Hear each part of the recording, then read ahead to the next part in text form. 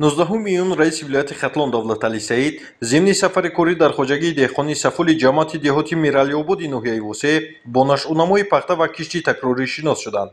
Иттилоъ дода шуд, ки майдони умумии хоҷагӣ 28 гектар замин буда, дар 20 гектар пахта, 0,50 гектар пиёз, 0,50 гектар картошка ва 7 гектар гандум кишт карда шудааст. ҳоло дар хоҷагии мазкур пахта нашъунамои хуб дошта, дар сурати риояи талаботи агротехникӣ хоҷагидорон аз ҳар гектар ҳосили хуб ба даст меоранд. раиси вилоят дар суҳбат бо кишоварзон таъкид намуданд, ки иҷрои дастури супоришҳои асосгузори сулҳу ваҳдати миллӣ пешвои миллат президенти ҷумҳурии Тоҷикистон муҳтарам Эмомалӣ Раҳмон дар самти истифодаи самараноки замин, кишти такрорӣ ва таъмини бозорҳо бо маҳсулоти босифат бояд дар меҳвари фаъолият қарор гирад. дар ин замина истифодаи тухмиҳои хушсифат ва мутобиқ ба иқлими маҳаллӣ ҳамчун омили калидии баланд бардоштани ҳосилнокӣ арзёбӣ шуд. дар асоси дастури супоришҳои пешвои миллат президенти ҷумҳурии Тоҷикистон муҳтарам Эмомалӣ Раҳмон, ки дар ҷаласаи васеъи ҳукумат ба кишоварзон баён доштанд, имсол дар вилояти Хатлон дар майдони 124,5 гектар пунбадона кишт карда мешавад, ки аз ин шумора 41,000 гектар бо усули нави зери плёнка кишт карда мешавад. дар идомаи сафари корӣ дар ноҳияи Восеъ, раиси вилояти Хатлон аз самаранок истифодабарии замин дар хоҷагии деҳқонии Абдуҷаббори ҷамоати деҳоти Миралиобод боздид намуданд. иттилоъ дода шуд, ки майдони умумии хоҷагӣ 34 гектар замин буда, дар 10 гектар муҳипарварӣ, 7 гектар боғи интенсивии ангур, 3 гектар арчазор, 0,15 гектар гармхона ва 2 гектар пахтаро ба роҳ мондааст. заҳмати шабонарӯзӣ, истифодаи мақсадноки ҳар ваҷаб замин ва гирифтани дусе ҳосил аз замин эҳтиёҷоти сокинонро қонеъ гардонида, аз ҳисоби фоида сатҳи зисту зиндагонии худро беҳтару хубтар месозанд.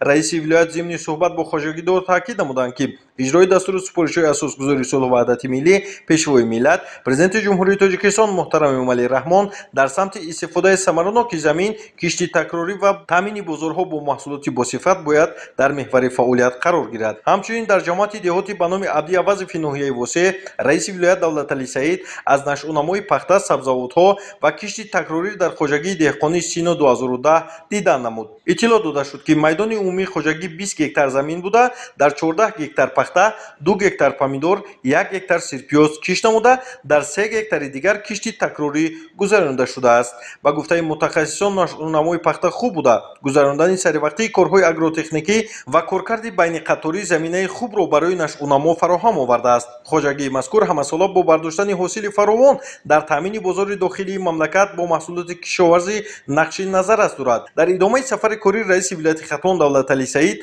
дар ҷамоати деҳоти Тугараки ноҳияи Восеъ аз рафти ҷамъоварии ҳосили пиёз, картошка, сабзӣ ва нашъунамои пахта дар хоҷагии деҳқонии Ҳоҷи Партов дидан намуд. иттилоъ дода шуд, ки масоҳати умумии хоҷагӣ 18 гектар буда, дар 4 гектар гандум, 0,50 гектар пиёз, 0,50 гектар картошка ва 13 гектар пахта кишт карда шудааст.